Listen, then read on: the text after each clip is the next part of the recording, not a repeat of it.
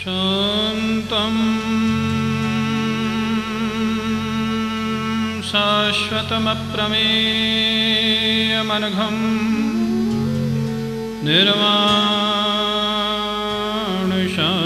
निर्वाणशान्तिप्रदं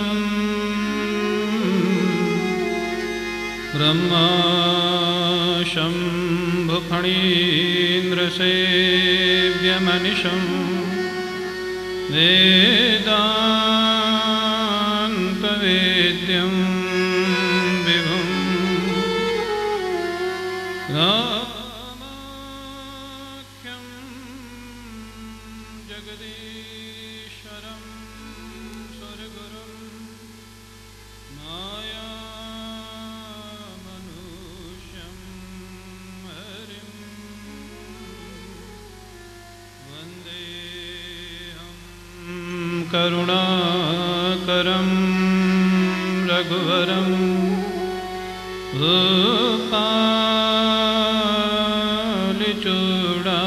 भूपालचूडामणिं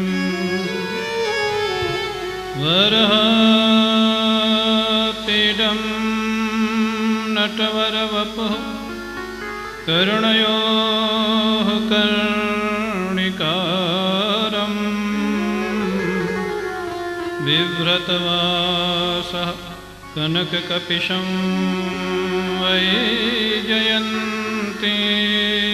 च मालां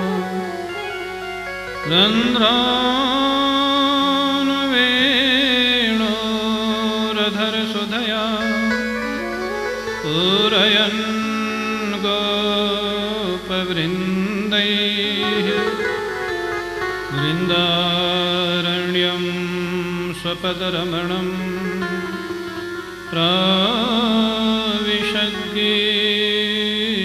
प्राविशद्गीतकीर्ति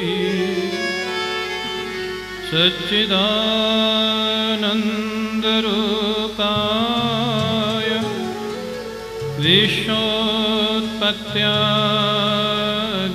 विश्वोत्पत्त्यादिहेतवे तापत्रयविनाशाय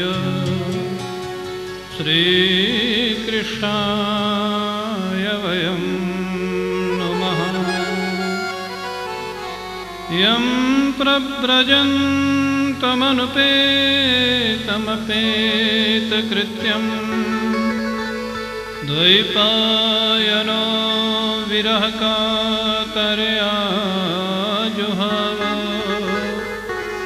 पुत्रेति तन्मयतया तरवोऽभिनेदुः तं सर्वभूतहृदयं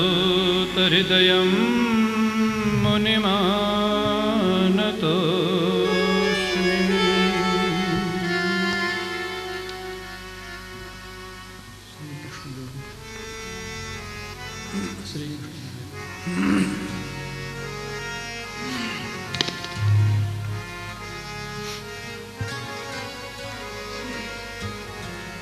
श्रीकृष्ण गोविंद हरे मुरारे, हे नाथ नारायण वासुदेवा। श्रीकृष्ण गोविंद हरे मुरारे, हे नाथ नारायण वासुदेवा। गोविंद हरे मुरारे, हे नाथ नारायण वासुदेवा। श्री कृष्ण गोविंद हरे मुरारे, हे नाथ नारायण वासुदेवा।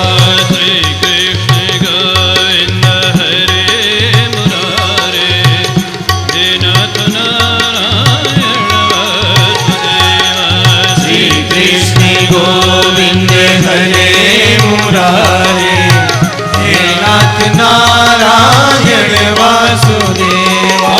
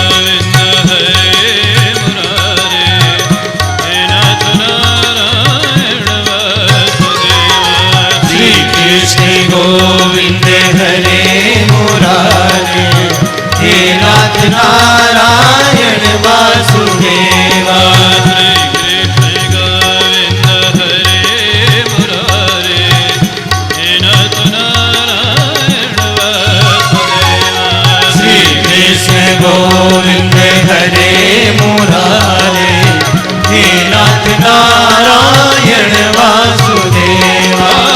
हे नाथ नारायण वासुदेवा, हे नाथ नारायण वासुदेवा। हे नाथ नारायण वासुदेवा, हे नाथ नारायण वासुदेवा। हे नाथ नारायण वासुदेवा, हे नाथ नारायण वासुदेवा। हे नाथ नारायण वासुदेवा, हे नाथ नारायण वासुदेवा।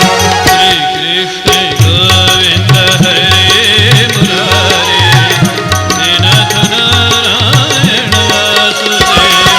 श्री कृष्ण गोविंद हरे मुरारे, हे नाथ नारायण वासुदेवा। श्री कृष्ण गोविंद हरे मुरारे, हे नाथ नारायण वासुदेवा।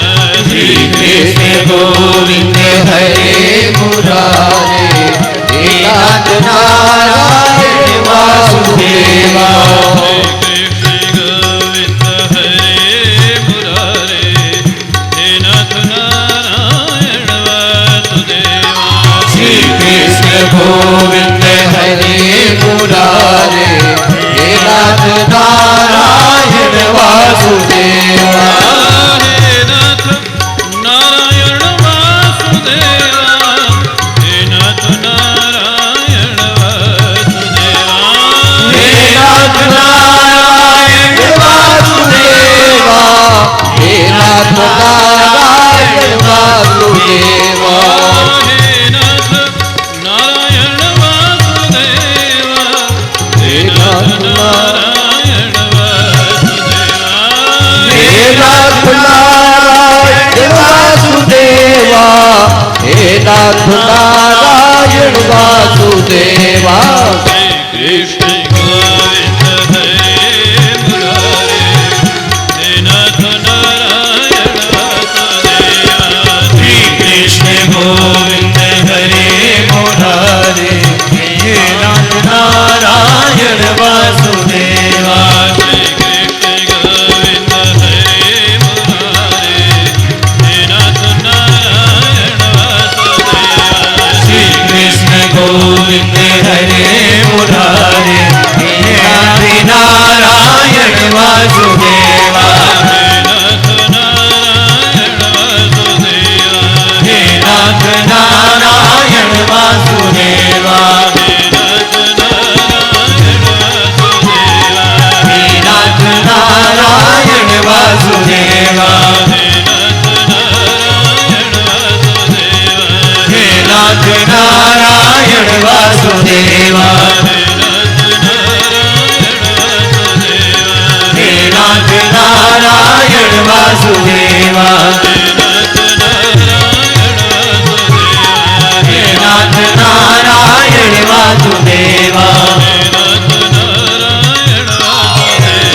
हे नाथ नारायण वासुदेवा।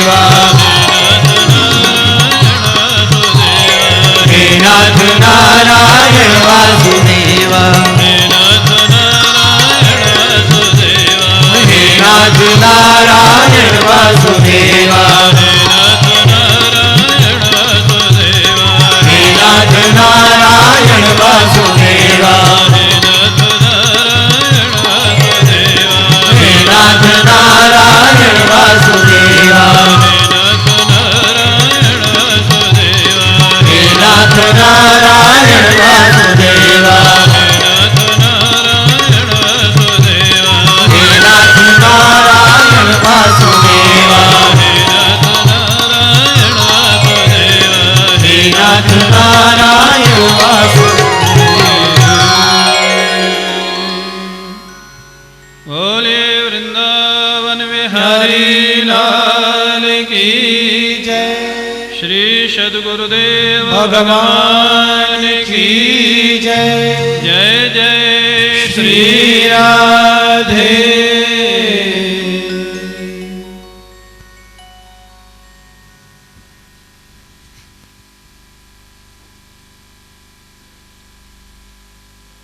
परम पूज्य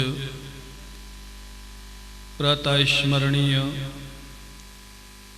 श्री सद्गुरुदेव भगवान के श्री चरणारविंदों में साष्टांग प्रणाम। परम श्रद्धेय परम पूज्य श्री मौनी जी महाराज, परम श्रद्धेय स्वामी मुक्तानंद जी महाराज, परम श्रद्धेय आचार्य जी, परम श्रद्धेय संत श्री जैल सिंह जी, क्षमादरणीय ब्रह्मचारी वृंद, समुपस्थित भगवत कथा अनुरागी सज्जनों, हम सभी लोग श्रीमद् भागवत के प्रथम स्कंध में प्रवेश करते हैं। प्रथम स्कंध को श्रीमद् भागवत में अधिकार स्कंध कहा गया है। अधिकार स्कंध कहने का अभिप्राय है इसमें 3 प्रकार के वक्ता और 3 प्रकार के श्रोताओं का निरूपण है। उत्तम कोटि के वक्ता श्रोता हैं श्री सुखदेव जी और राजा परीक्षित। मध्यम कोटि के वक्ता श्रोता हैं देवर्षि नारद और महर्षि व्यास। सामान्य कोटि के वक्ता श्रोता हैं सूत जी और शौनकादि ऋषि। उत्तम, मध्यम और सामान्य रखने का उद्देश्य है सुखदेव जी और राजा परीक्षित। सुखदेव जी कथा कहते हैं स्वांतः सुखाय और राजा परीक्षित कथा सुनते हैं अपने कल्याण के लिए। जो वक्ता पूर्णता का अनुभव कर रहा है और ईश्वरीय इच्छा या ईश्वरीय प्रेरणा से कुछ कथा प्रवचन, क्योंकि सुखदेव जी ने एक ही सप्ताह किया जीवन में, परीक्षित के पहले कोई सप्ताह नहीं सुनाया और उसके बाद भी नहीं सुनाया। वो ईश्वरीय इच्छा थी भागवत जी को प्राकट्य करने की। स्वांता सुखाय अपनी मस्ती में बैठ करके जो भगवत चर्चा करते हैं वो उत्तम वक्ता है, और अपने कल्याण के लिए जो कथा सुनते हैं, अपने कल्याण के लिए माने अपने लिए जो कथा सुनते हैं वो उत्तम श्रोता है। हम भगवान को कैसे प्राप्त करें, हमारे जीवन में भक्ति ज्ञान वैराग्य कैसे आवे, इस उद्देश्य से जो कथा सुनते हैं, जैसे राजा परीक्षित भगवान को पाने के लिए कथा सुनते हैं, उत्तम श्रोता है। देवर्षि नारद और महर्षि व्यास ये दोनों सभी को भगवान की तरफ लगाने के लिए कथा करते हैं। देवर्षि नारद भी सभी को भक्त बनाना चाहते और महर्षि व्यास भी लोक कल्याण के लिए ही श्रीमद् भागवत की रचना की है। इनको मध्यम कोटि में लिया गया। हमारे गुरु जी कहते हैं लोक कल्याण या सबको भक्त बनाने की भावना तभी आएगी जब हमको कोई अभक्त दिख रहा होगा। हमारे गुरु जी ने एक बार एक लेख लिखा था गीता प्रेस में कल्याण के लिए, अभक्त कोई नहीं। उसकी हेडिंग थी अभक्त कोई नहीं। लोगों की कुछ आपत्ति आई, निवेदन आया गुरु जी के पास, महाराज आप अगर लिख देंगे अभक्त कोई नहीं तो जो चोर है, डाकू है, बदमाश हैं, ये भी सब भक्त की गणना में आ जाएंगे।